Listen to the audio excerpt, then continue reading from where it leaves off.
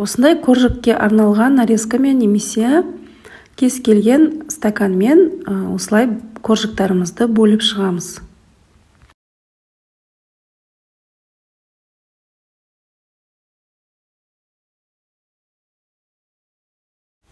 Бетіне жұмыртқаның сарысын жағамыз және алдын ала қызып тұрған пеште 180 градуста 15-20 минуттай пісіріп аламыз.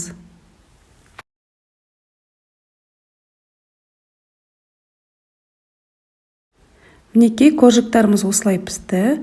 Енді бетіне қант ұнтағын сеуіп әдемілеуге болады.